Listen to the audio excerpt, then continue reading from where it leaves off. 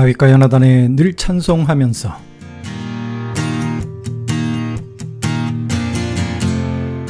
언뜻 스치는 한 줄기 바람이 홀로 새벽을 깨울 때 텅 빈 가슴 내밀어 서늘한 기운으로 부풀게 하소서.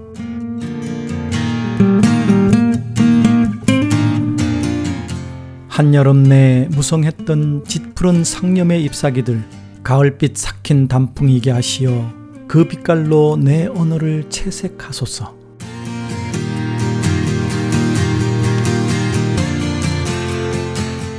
숨가쁜 땡볕의 흔적, 길게 늘어진 그림자 추슬러 하늘거리는 햇볕 아래 아라리 고개 숙인 열매이게 하소서.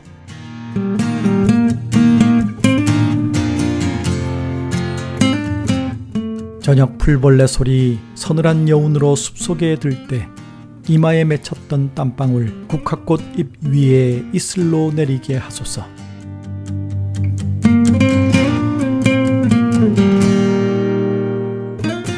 서러운 지난날의 기억들 해걸음 석양이 드리울 째 노을빛 그리움으로 번지어 빈 들녘에 피어나는 연기 되게 하소서.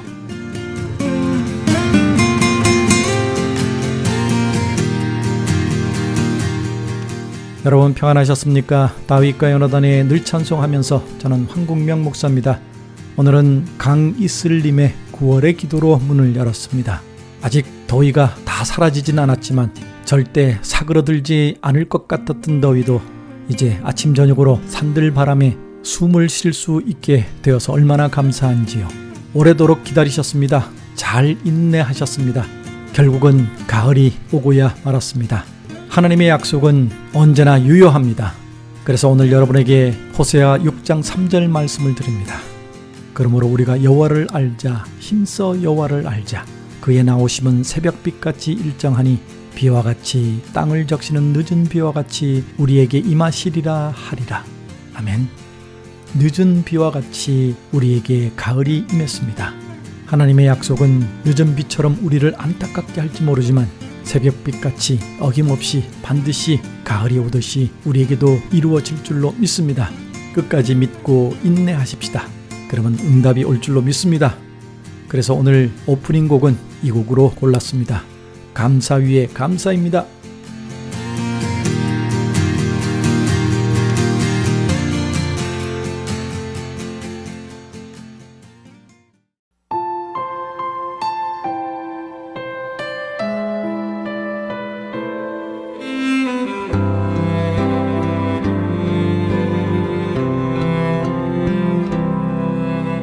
겸손히 올리는 나의 기도 간구보다 감사를 드립니다. 응답하심도 거절하심도 기다리라 하심도 그저 감사 위에 감사를 덮을 때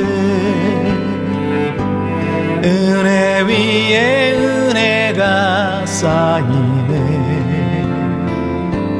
모든 일에 감사, 모든 순간에 그리 아니하실지라도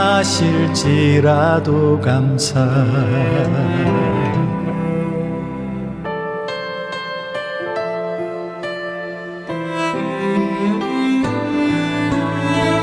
겸손히 올리는 나의 기도 간구보다 감사를 드립니다. 응답하심도 거절하심도 기다리라 하심도 그저 감사. 간절히 올리는 나의 기도 간구보다 감사를 드립니다. 기쁜 날에도 고통 중에도 주가 일하심을 믿으며 감사 위에 감사를 덮을 때 은혜 위에 은혜가 쌓이네. 모든 일에 감사, 모든 순간에 그리 아니하실지라도 감사.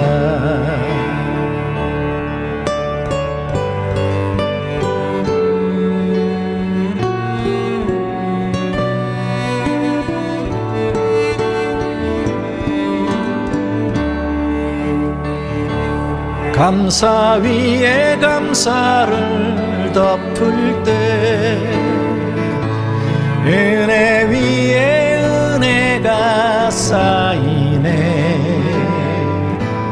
모든 일에 감사, 모든 순간에 그리 아니하실지라도 감사. 감사 위에 감사를 덮을 때 은혜 위에 은혜가 쌓이네. 모든 일에 감사, 모든 순간에 그리 아니하실지라도 감사. 감사 위에 감사를 덮을 때 은혜 위에 은혜가 쌓이네. 모든 일에 감사, 모든 순간에 그리 아니하실지라도 감사. 그리 아니하실지라도 감사.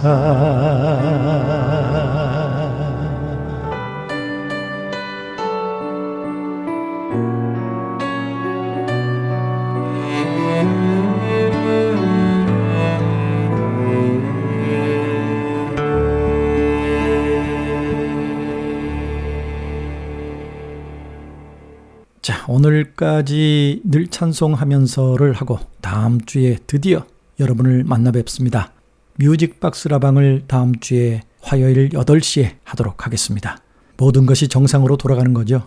지난 여름 동안 여러분 건강을 잃지는 않으셨는지, 저도 선교 갔다가 정말 많이 힘들었고 회복하는 데 많이 힘들었습니다. 이제 몸도 마음도 다 건강해져야죠.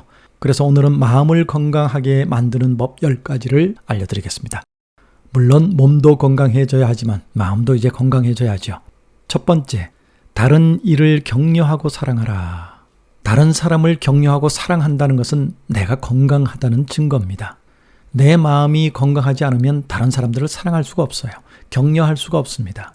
만약에 좀 마음이 아프더라도 격려하고 사랑하는 일을 해보십시오. 그러면 내 마음이 치유될 줄로 믿습니다. 내 마음을 건강하게 만들려면 다른 이들을 격려하고 사랑하는 일을 억지로라도 열심히 해야 할 줄로 믿습니다. 두 번째, 하나님이 주신 자기만의 특성을 발견하고 살려라. 우리가 모든 것을 다 잘할 수는 없어요. 나의 장점이 있고 단점이 있죠. 하지만 단점은 내려놓고 장점을, 특성을 발견하고 살려야 되겠습니다. 내가 잘하는 것을 하는 거죠. 남들이 잘하는 것 부러워하고 시기하고 질투하지 말고 내가 잘할 수 있는 것, 그것이 무엇이든 그것을 발견하고 살려서 열심히 격려하고 사랑하면 우리 마음이 건강하게 될 줄로 믿습니다. 세 번째, 마음의 건강을 위해 먼저 정기적으로 신체 운동을 시작해라. 몸이 건강해야 마음도 건강할 수 있다는 거 여러분 잘 아시죠? 물론 몸이 건강하지 않은데도 마음이 건강하신 분들이 있어요. 신앙이 아주 좋으신 분들이 있습니다. 그런데 그러기 쉽지 않아요. 먼저 신체가 건강해야 합니다. 몸이 건강해야 돼요. 그래서 여러분 먼저 몸의 건강을 회복시키십시오. 병원도 가시고 약도 드시고, 저도 제 아내가 너무 팔이 아파서 지하번 선교사님에게 갔습니다. 선교사님이 저에게 목사님은 괜찮으세요? 저는 괜찮아요. 그랬는데 손을 줘보라고 하더군요. 진맥을 해보겠다는 거죠. 그러더니 맥이 너무 약하다고, 너무 지쳐있다고. 결국 그래서 한약을 먹기로 했습니다. 몸이 회복돼야 또 마음도 건강하고 영도 건강해져서 또 이 사역을 열심히 잘하겠죠. 네 번째, 하고 싶은 일을 한 가지를 찾아서 시작하라. 하고 싶은 일을 해야 잘할 수 있습니다. 오래 할 수 있어요. 내가 잘할 수 있는 일, 내가 즐거워하는 일, 하고 싶은 일, 그걸 열심히 할 때 내가 살아납니다. 여러분, 자녀들에게 억지로 뭘 자꾸 시키지 않아야 합니다. 내가 못 이룬 거 자녀들에게 보상 심리로 이루게 하려면 자녀들 인생도 망가지는 거예요. 자녀들이 잘 할 수 있는 거, 좋아하는 거, 그걸 가지고 평생 업을 삼게 하면 행복하게 살 수 있어요. 돈 많이 번다고 다 행복한 게 아니지 않습니까? 평생 기쁘게 할 수 있는 일, 그걸로 남을 위해 봉사도 하고 섬길 수 있고 격려하고 남을 사랑할 수 있는 일을 한다면 그게 가장 행복한 거고, 하나님이 이 땅에 그 목적으로 보내셨으니까 하나님 뜻대로 살게 되는 것입니다. 하고 싶은 일, 여러분도 마찬가지고 여러분 자녀들도 그것을 한 가지씩 먼저 찾아서 시작해 보는 것입니다. 다섯 번째, 믿음의 사람이 되라. 우리가 자꾸 상황이 어렵고 뭔 일이 잘 안 되다 보면 자꾸 좌절하고 마음의 건강을 잃게 되죠. 하지만 그것을 회복시킬 수 있는 것이 바로 신앙입니다. 믿음입니다. 믿음의 사람이 되면 이제 성경 말씀 통해서 할 수 있다라는 하나님의 기적의 말씀들을 접하게 되죠. 그리고 실제로 그 기적이 일어났던 사건들을 보며 믿음을 갖게 되면 우리 삶이 변합니다. 저도 지질이 가난하고 힘들고 되는 일도 없고 소망도 없었지만 믿음의 사람이 되어서 기적을 매 순간마다 맛보며 여기까지 왔습니다. 믿음의 사람이 되어야 합니다. 자녀들에게 성공 위해서 자꾸 뭘 가르치고 좋은 대학 보내려고 하지 마시고 믿음의 사람이 되도록 도와줘야 합니다. 그게 성공할 수 있는 비결이에요. 여섯 번째, 말하기보다 듣는 입장이 되어보라. 이건 계속 나오는 것 같아요. 자꾸 많이 들어야 한다. 그래야 마음이 건강한 사람이 된다. 말이 앞서서는 마음이 건강한 사람이 될 수 없습니다. 남에게 자꾸 상처를 주니까. 내 마음이 건강하지 않은 상태에서 말이 계속 나가면 다른 사람들에게 상처를 주고 내 아픔이 다른 사람에게 전달이 될 수밖에 없는 거죠. 많이 들어주시기 바랍니다. 일곱 번째, 역경이 다가와도 그 다음엔 하나님의 복이 있으니 흔들리지 마라. 반드시 역전시켜 주시는 하나님. 오늘 오프닝에서 읽은 말씀처럼 늦은 비처럼 우리를 안타깝게 할지 몰라도 새벽빛같이 반드시 회복을 주시는 하나님. 그 하나님의 복을 믿고 흔들리지 말아야 우리의 마음도 건강하고 신앙도 건강하게 될 줄로 믿습니다. 여덟 번째, 삶에 호기심을 가진 모험가가 되라. 그냥 안 될 거야 좌절하고 포기하지 말고 될지도 몰라. 내가 할 수 있을 것 같아. 자꾸 호기심을 갖고 이렇게 해보면 어떨까? 저렇게 해보면 어떨까? 자꾸 시도를 해보는 겁니다. 안 하는 것보다 낫잖아요.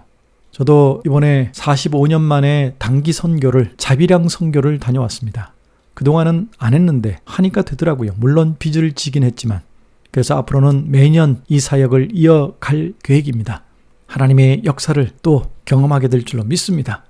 아홉 번째, 시간과 물질을 자신의 성장에도 투자하라. 발전하려면, 그리고 큰 성공을 거두려면 투자를 먼저 해야 됩니다. 투자하지 않고 무슨 이득을 남기고 성공을 할 수 있겠습니까? 신앙도 마찬가지고 건강도 마찬가지죠. 투자를 먼저 해야 합니다. 시간과 물질, 이것을 자신의 성장에 투자를 해야 우리 마음도 건강해지고 신앙도 건강해질 줄로 믿습니다. 마지막 열 번째, 아직 인생이 남아있음을 기억하라. 지금 아픈 분들이 많아요. 삶이 힘든 분들이 많습니다. 하지만 아직 인생이 남아있음을 기억하라. 아직 하나님의 역사가 기다리고 있습니다. 소망을 포기하지 마십시오. 하나님이 반드시 역전시켜 주실 줄 믿습니다. 자, 이 10가지 마음을 건강하게 만드는 법을 기억하시면서 이 찬양 나눕니다. 조수아의 또 하나의 열매를 바라시며 듣고 오겠습니다.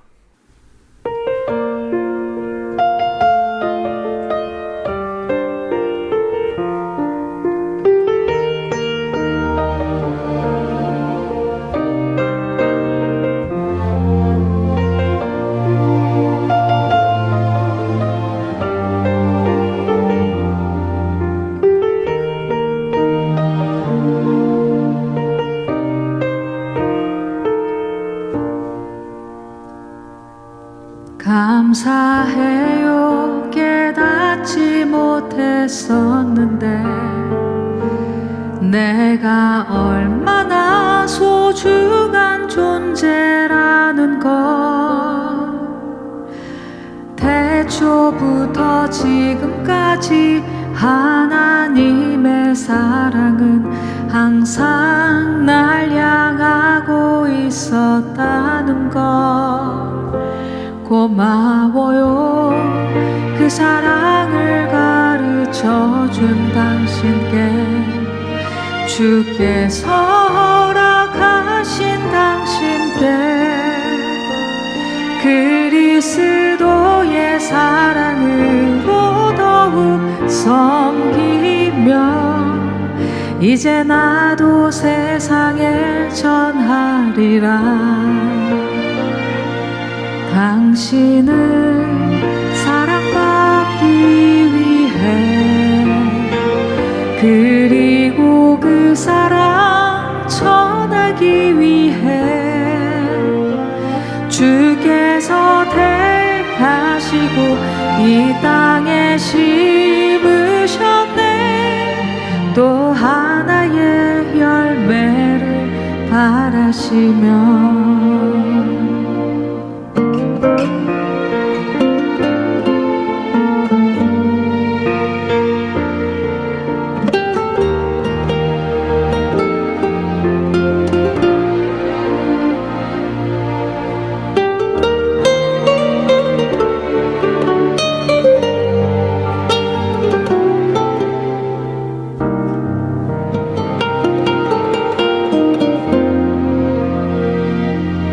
당신은 사랑받기 위해,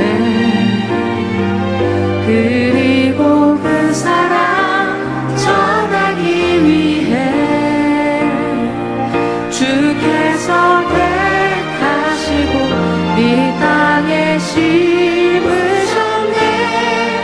또 하나의 열매를 바라시며. 당신은 사랑받기 위해, 그리고 그 사랑 전하기 위해 주께서 택하시고 이 땅에 심으셨네. 또 하나의 열매를 바라시며. 또 하나의 열매를 바라시며.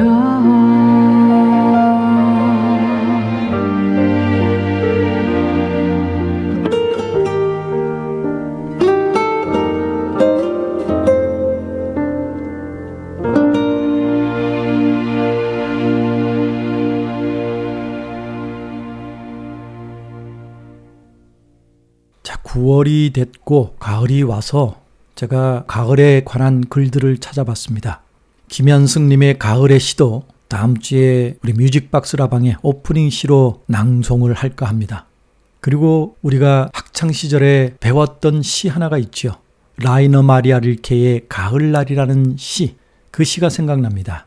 주여, 때가 되었습니다. 여름은 참으로 위대했습니다.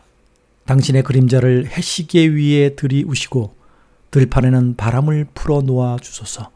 마지막 열매들을 연글게 하시고 이틀만 더 남국의 따뜻한 날을 베푸시어 열매들이 온전히 무르익게 하시고 진한 포도주의 마지막 단맛이 스미게 해 주소서. 지금 집이 없는 사람은 이제 집을 짓지 않습니다. 지금 홀로 있는 사람은 오래도록 그럴 것이며 깨어서 책을 읽고 긴 편지를 쓸 것이고 낙엽이 떨어져 뒹굴면 불안스레 가로수길을 이리저리 헤맬 것입니다. 기억나시죠? 라이너 마리아 릴케의 가을날이라는 시. 여기에 문현미라는 시인이 서평을 한 내용이 있어서 여러분과 좀 나누고 싶습니다. 백석대 교수님이시고요. 크리스찬이시죠. 고독과 사랑 그리고 장미가시에 찔려 떠난 시인 릴케는 한국인이 가장 사랑하는 외국 시인들 중에 한 사람이다. 괴테 이후 독일어권 최고의 시인으로 평가받는 그는 자신의 예술론에서 내 안으로 들어가 봐라, 그리고 너의 힘든 것으로 세워라. 내가 스스로 밀물과 썰물로 변화하는 땅이라고 한다면 너의 힘든 것은 내 안에 있는 집과 같은 것이다 라고 했다. 릴케의 말입니다. 그리고 글을 이어갑니다. 자기 자신이 하나의 세계여야 하며 자신의 힘든 것이 자기 중심 안에 있어서 스스로 끌어당겨야 한다는 예술론은 인간 실존의 고통에 대해 깊이 묵상하게 한다. 고통을 통해 인간은 실족하는 것이 아니라 오히려 고통 속에서 자신의 내면 세계로 더 침잠해 들어갈 수 있다. 릴케는 젊은 시인에게 바치는 편지에서 자신의 마음 깊은 곳으로 들어가서 글을 쓰고 싶은 근거가 무엇인지 깊이 생각해보고 쓰지 않으면 죽음을 택하겠느냐는 질문을 던져보라고 한다. 얼마나 준엄한 글쓰기 또는 시쓰기인가.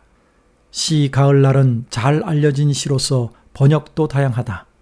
필자는 오랜 기간 독일에서 한독 비교 문학을 연구했기 때문에 이 시를 직접 번역해 보았다. 시의 묘미는 첫 연, 첫 행에서부터 시작된다. 주여 때가 되었습니다. 이 선언적 표현이 주목을 이끈다. 주께서 주관하시는 자연의 섭리를 독자의 뇌리에 각인시키기에 충분하다. 그리고 뜨거웠던 지난 여름날에 대한 감사와 감탄이 이어진다. 인간의 결과물이 아닌 주께서 이끄셨던 여름이었기에 위대하다는 시어를 선택했다. 이것도 참 좋네요. 인간의 결과물이 아닌 주께서 이끄셨던 여름.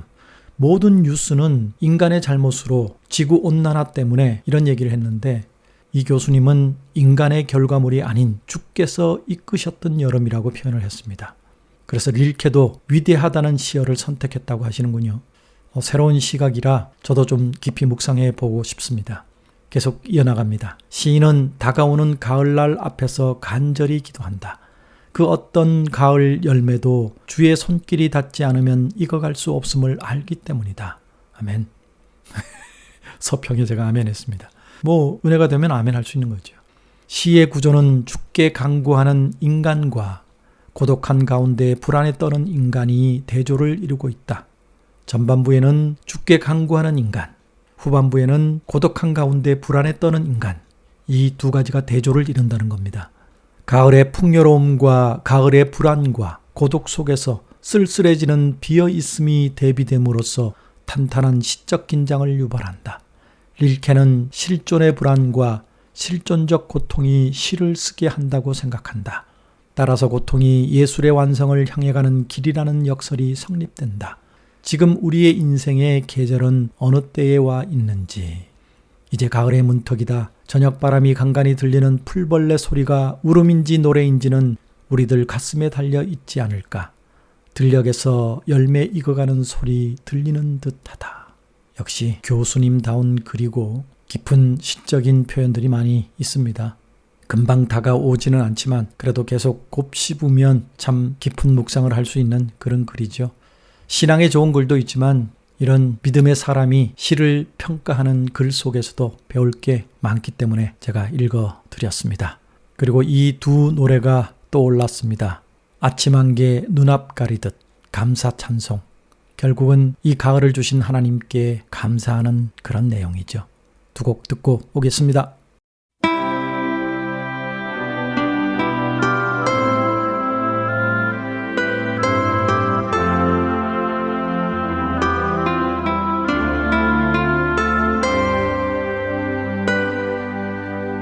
아침 안개 눈앞 가리듯 나의 약한 믿음 의심 쌓일 때 부드럽게 다가온 주의 음성 아무것도 염려하지 마라 빗줄기에 바위 패이듯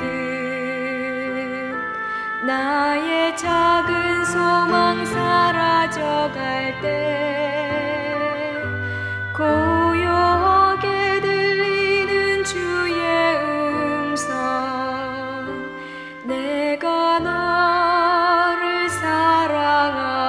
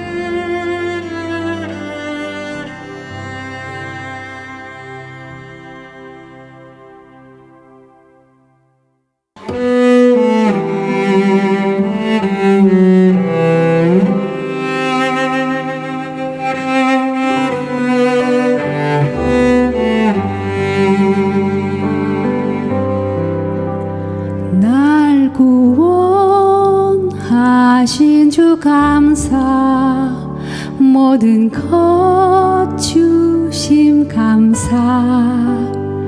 지난 추억 이래 감사, 주내 곁에 계시네. 향기로운 봄철에 감사, 외로운 가을날 감사. 사라진 눈물도 감사. 나의 영혼 평안해.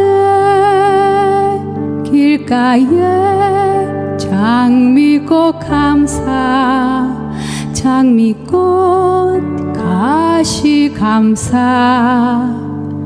따스한 사랑의 가정 희망 주신 것 감사. 기쁨과 슬픔도 감사.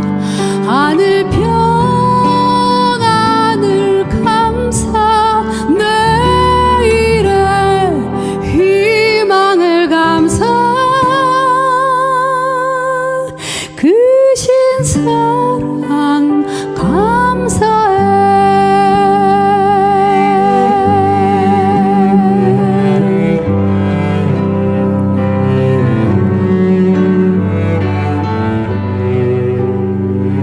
남은 평생을 감사하며 살기로 마음에 결정한다면 주님께서 이렇게 말씀해 주십니다. 눈을 만드시니가 보지 아니하시겠느냐? 귀를 만드시니가 듣지 아니하시겠느냐? 내가 너의 눈물을 보았고 너의 기도를 들었노라. 같이 할까요? 응답하신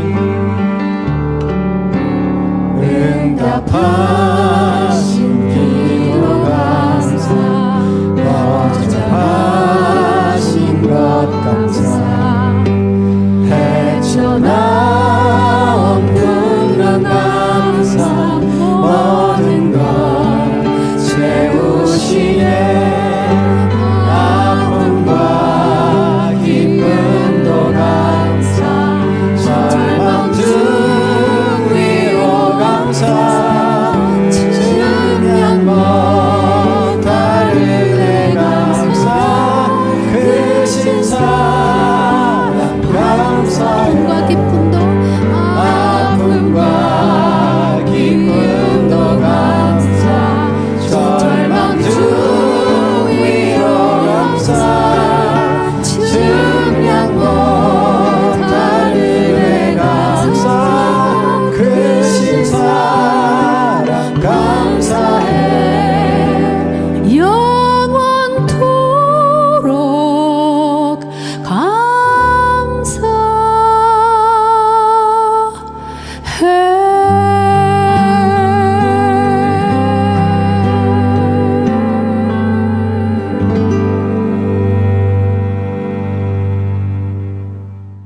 네, 이번에는 믿음의 좋은 글 나눕니다.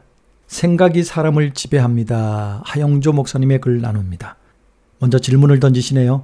당신은 얼마나 예수님께 집중하고 있습니까? 생각은 그 사람의 언어와 인격과 삶과 행동을 지배합니다. 추하고 더러운 생각을 하고 있는 사람은 아무리 깨끗하고 좋은 환경에 있어도 더러운 말과 행동을 할 수밖에 없습니다. 마귀는 우리를 공격할 때 환경을 먼저 공격하지 않습니다. 가장 먼저 우리의 마음과 생각을 공격합니다. 마귀가 우리의 생각에 틈을 내면 우리의 사고에는 온통 분열이 생기며 혼돈이 찾아옵니다. 가치관이 흔들립니다. 어둡고 짜증이 나기 시작합니다.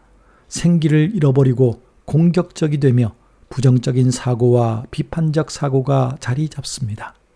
그러나 하나님의 말씀과 성령이 우리에게 임하시면 우리 생각에 빛을 받게 되고 우리 마음의 변화가 일어납니다. 여러분 안에 내면적인 갈등과 실존적인 질문들이 일어나고 있지는 않으신지요? 예수님께 집중하십시오. 예수님을 깊이 생각하십시오.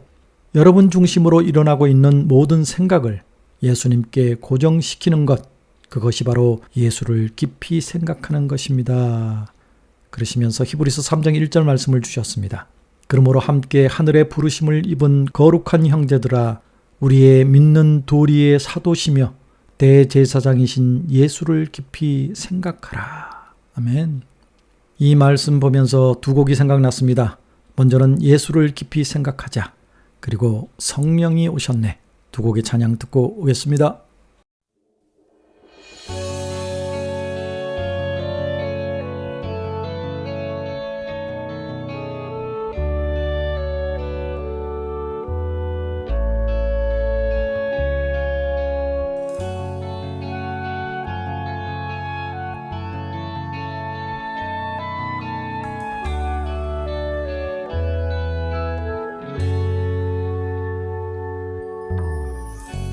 구름같이 허다한 예수의 증인들 있으니 모든 무거운 짐 얽매이기 쉬운 죄를 벗어버리라.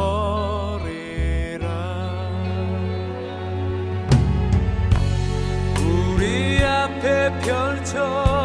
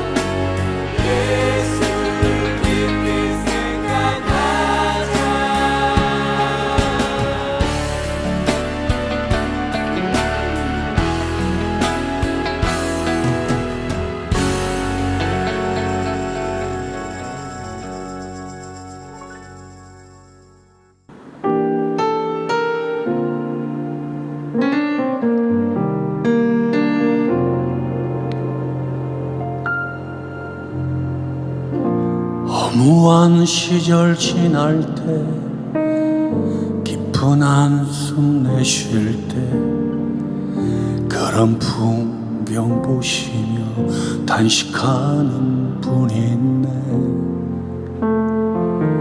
고와 같이 너희를 버려두지 않으리.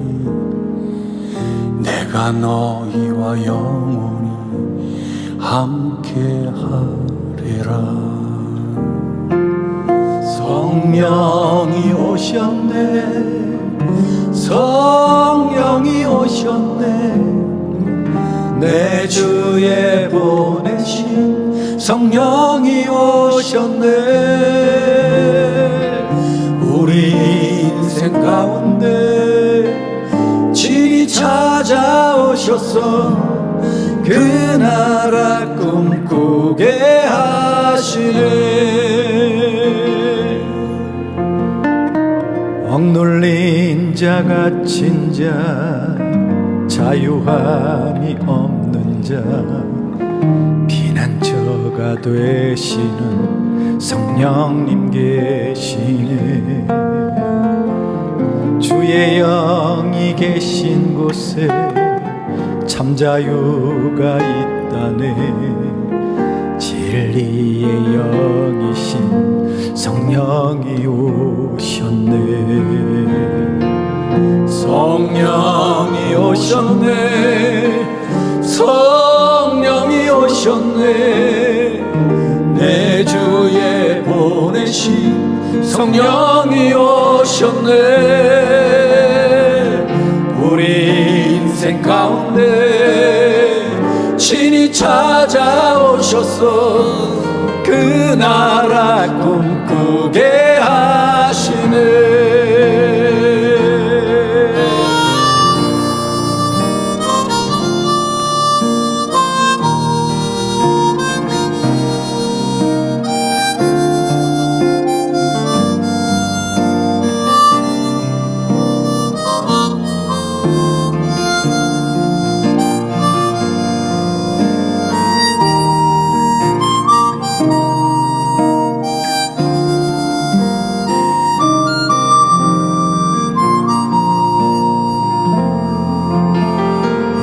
성령이 오셨네.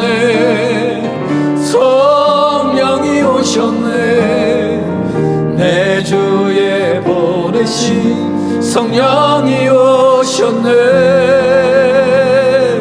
우리 인생 가운데 친히 찾아오셔서 그 나라 꿈꾸게 하시네.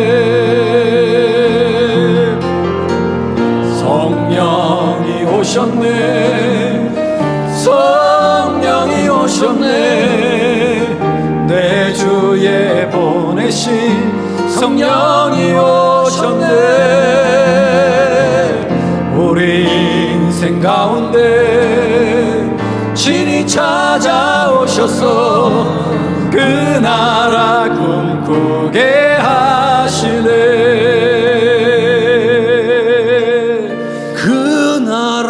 꿈꾸게 하시네.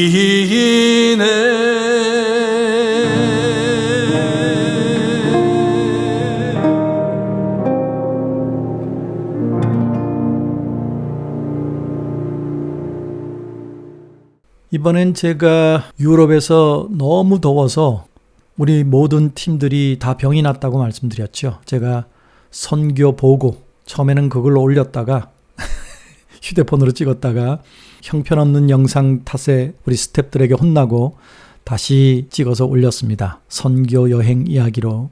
그런데 유럽에 왜 에어컨이 없는지를 제가 나중에 갔다 와서 기사를 보고 알았어요. 그 내용을 여러분과 좀 나누고 싶습니다.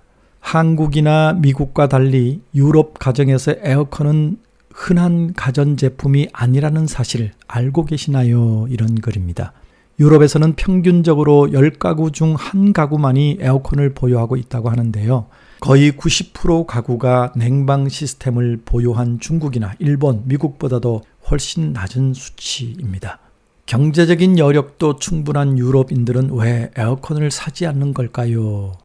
유럽에서 에어컨 사용이 저조한 이유 자세히 알아봤습니다. 첫 번째가 비싼 전기요금 때문이랍니다. 유럽의 에어컨 보급률이 낮은 첫 번째 이유는 바로 비싼 전기요금입니다. 지난해 2월 러시아 우크라이나 전쟁 발발 이후에 유럽은 전기요금의 폭등으로 역사상 그 어느 때보다도 고통스러운 여름을 보내고 있다고, 전기요금이 가장 많이 올랐다는 스페인은 최대 340%까지 급증했다고 합니다. 와우. 독일, 영국, 이탈리아, 프랑스 등 주요 유럽 국가들도 갑작스레 오른 전기요금에 신음하고 있다고 합니다. 이는 부분적으로 유럽이 청정에너지에 엄청난 투자를 하고 있기 때문이라고 하는군요. 전기요금이 전기를 생산하지 못한다고 하더군요. 이탈리아도. 그래서 수입해 와야 된대요. 우리나라는 전기를 생산하잖아요. 우리는 이해가 안 되지만 유럽이 그렇대요. 그리고 두 번째 이유는 도시의 열섬 효과 때문이라고 합니다. 에어컨은 실내를 식히는 만큼 바깥 공기를 가열시키죠. 에어컨이 있는 사람들의 편안함이 에어컨이 없는 사람들의 불편함을 초래한다는 것이죠. 프랑스 국립기상연구센터는 파리가 2030년까지 에어컨 사용을 2배 늘리면 도시의 바깥 온도를 2도 이상 올릴 것으로 추정했다고 합니다. 정책 이반자들은 요양원 등 취약한 곳을 제외하고는 에어컨 장려를 꺼린다고 하는군요. 유럽인들도 에어컨이 남에게 피해를 준다고 인식을 하고 있다고 합니다. 그래서 이번 파리올림픽에 선수촌에 에어컨이 없다는 뉴스 여러분 들어보셨죠? 남에게 피해를 주지 않기 위해서 에어컨 사용을 자제한다는 것은 새로운 시각인 것 같아요. 우리는 그저 아무 생각 없이 당연히 에어컨 사는 거지. 내가 살 능력이 있는데 내가 시원하게 지내면 되는 거지. 뭐 가난한 사람들은, 쪽방촌에 있는 사람들은 덥든지 말든지 그건 그 사람들 사정이고 그냥 이렇게 생각했어요. 근데 이 이야기를 듣고는 좀 부끄럽더라고요. 그리고 세 번째는 건축적인 요소 때문이라고 합니다. 유럽의 주택 건축물의 절반 이상은 1970년 이전에 건설됐다고 합니다. 이태리는 당연히 유적의 건물들이 많죠. 미국도 300~400년밖에 안 되는 역사를 갖고 있기 때문에 히스토리컬 빌딩으로 지정되면, 역사적인 건물로 지정되면 손 못 대요. 안에 내부는 리모델링을 할 수 있지만 바깥은 손 못 댑니다. 유럽은 더하죠. 몇백 년, 수천 년 된 건물들이 있잖아요. 그러니까 에어컨이 설치된 집은 애초에 지어지지 않은 상태죠. 대신 유럽의 건축물들은 기후 친화적으로 지어졌다고 합니다. 여름 햇빛을 막을 수 있는 외부 셔터가 창마다 설치되어 있고요. 발코니도 일반적이라고 합니다. 발코니에 파라솔을 설치하고 휴식 공간으로 사용한다고 하는군요. 그래서 발코니들이 있더라고요. 근데 사실 발코니도 40도 되니까 너무 더워요. 그런데 바깥에서 식사를 하면서 다들 웃어요. 그걸 그냥 감내하고 있더라고요. 그리고 네 번째는 환경의식, 문화적인 이유 때문이라고 합니다. 유럽에서는 그간 미국의 에어컨 의존을 과잉이라고 조롱해 왔다고 하네요. 정육점 냉장고 같은 온도를 유지해서 한여름에도 실내에서 스웨터를 입어야 하는 미국의 냉방 시스템을 유럽인들은 경멸해 왔다고 합니다. 에어컨을 미국에서 수입된 것으로 여겨서 반감을 갖거나 온실가스가 환경에 미치는 악영향, 냉방병 등 에어컨에 대한 유럽인들의 부정적인 인식이 아직도 여전하다고 합니다. 이렇게 그간 유럽에서는 에어컨을 환경 파괴의 주범이고 사치품으로 여겨왔다고 하는군요. 하지만 이제 이상 고온이 수년째 지속되자 유럽의 많은 지역에서도 에어컨을 필수품처럼 구입하고 있는 상황이기도 하다고 합니다. 너무 더우니까.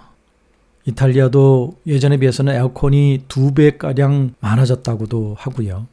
스페인도 그렇다고 합니다. 앞으로 더 늘어날 전망이라고는 하지만 아직은 유럽이 이런 이유로 에어컨이 많이 없다는 것을 이번 여름을 통해서 깨닫게 됐습니다.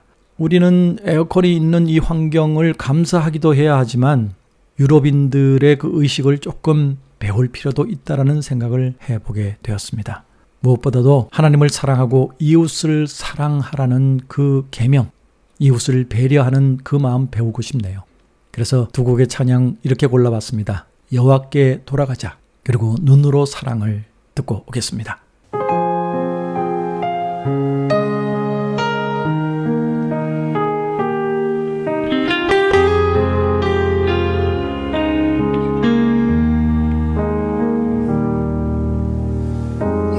백성이 나를 떠나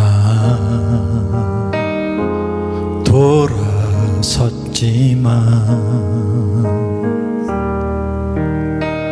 내 사랑이 내 백성을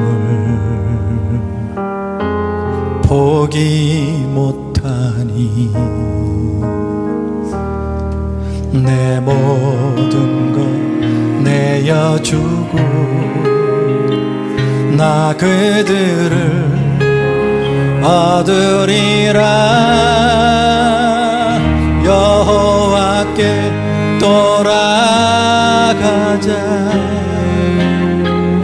우린 돌아서도 그는 변치 않네. 여호와께 돌아가자.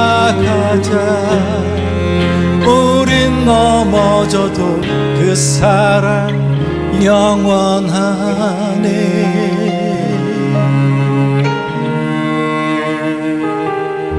같이 하십시다.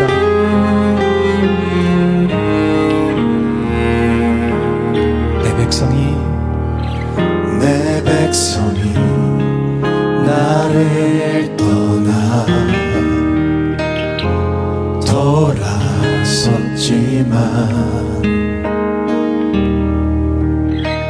내 사랑이 내 백성을 포기 못하니 내 모든 것 내어주고 나 그들을 얻으리라. 여호와께 돌아가자. 우린 돌아서도 그는 변치 않네. 여호와께 돌아가자. 우린 넘어져도 그 사랑 영원하네. 사랑은 오래 참고 자신을 내어주네. 서로 사랑할 때 세상은 주보내. 사랑은 절대 지지 않네. 사랑은 오래 참고 자신을 내어주네. 서로 사랑할 때 세상은 주보내. 사랑은 절대 지지 않네. 여호와께 돌아가자. 우린 돌아서도 그는 변치 않네. 여호와께 돌아가자.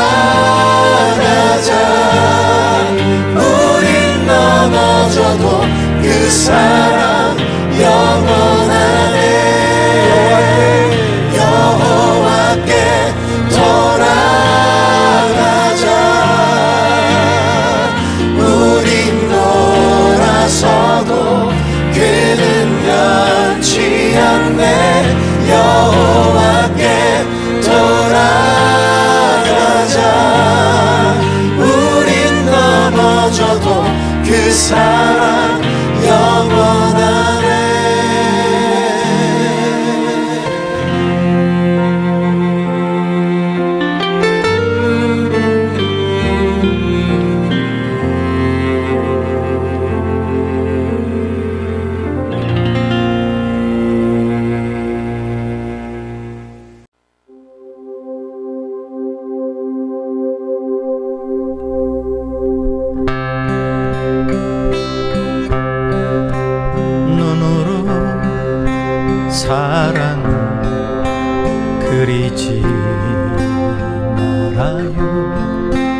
입술로 사랑 말하지 말아요.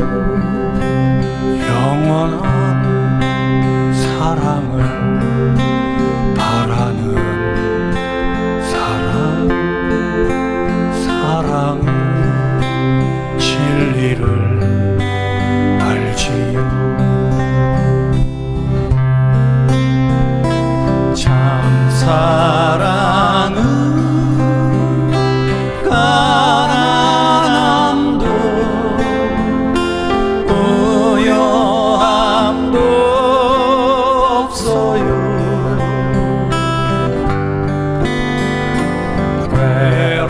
외로움도 즐거움도 주와 함께 나눠요. 나의 가장 귀한 것 그것을 주는 거예요.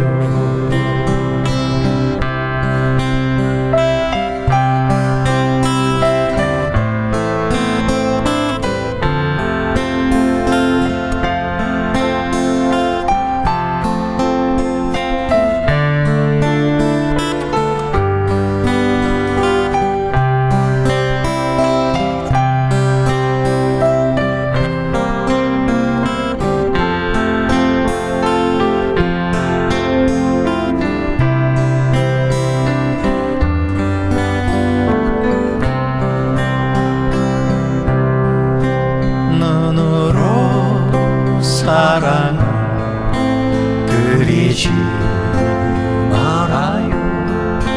입술로 사랑 말하지 말아요. 영원한 사랑 바라는 사랑의 진리를 알지요. 참 사랑은 가난함도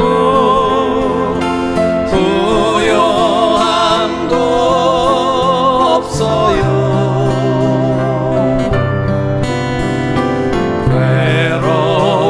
외로움도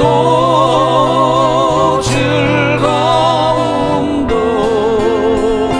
주와 함께 나눠요.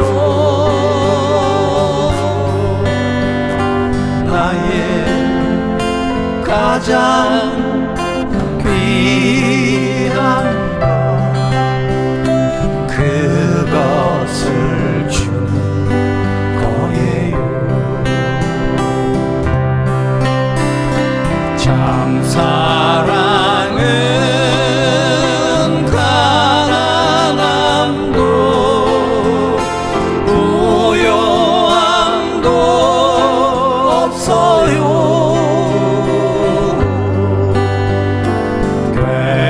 괴로움도 즐거움도 주와 함께 나눠요. 나의 가장 귀한 것 그것을 주는 거예요. 나의 가장 귀한 것 그것을 주는 거예요.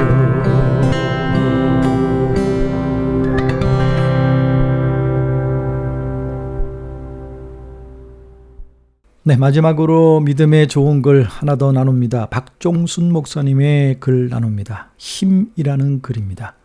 어느 날 개미들의 수송 작전을 지켜본 일이 있습니다. 자기 몸집보다 수십 배가 넘는 먹이를 옮기는 대역사였습니다.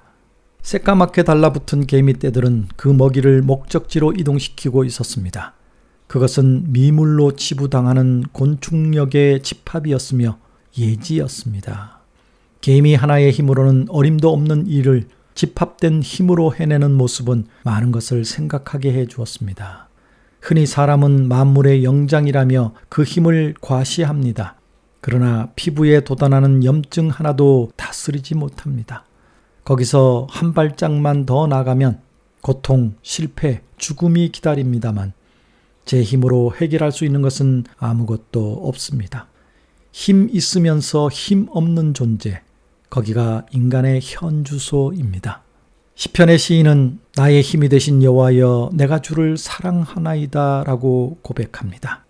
그 힘이 최강력임을 믿었기 때문입니다 라는 글입니다. 힘, 나의 힘, 아무것도 아니죠. 돈의 힘, 그것도 별거 아닙니다. 하나님의 힘이 최강력의 힘입니다.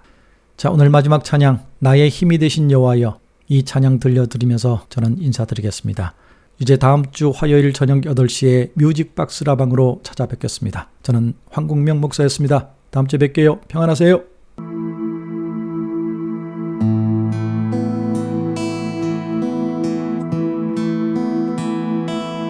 나의 힘이 되신 여호와여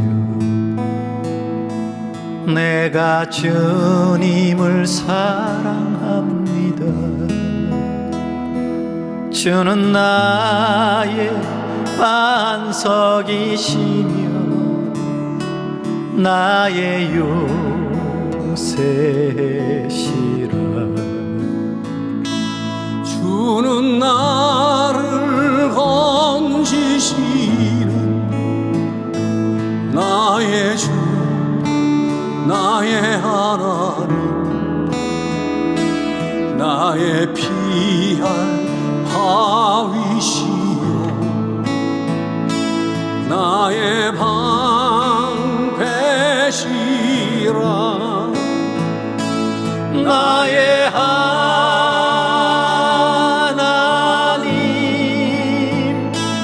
나의 하나님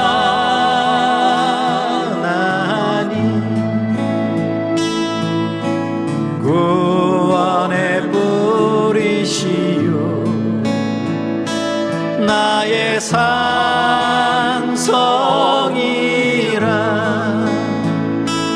나의 하나님 나의 하나님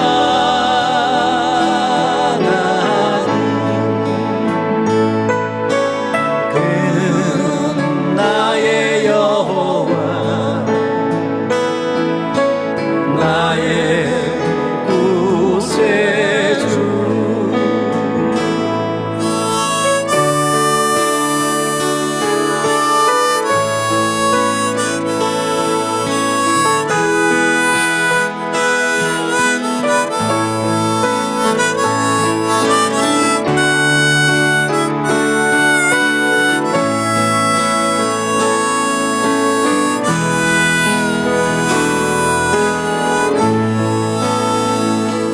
나의 생명이신 여호와여 내가 주님을 찬양합니다. 주는 나의 사랑이시며 나의 의지시라. 주는 나를 이끄시어 주의 길 인도하시며 나의 생의 목자 되시니 내가 따르리라. 나의 하나님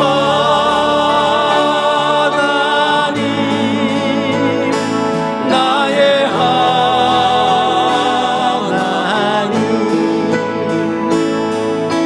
생명의 면류관으로 내게 심으소서.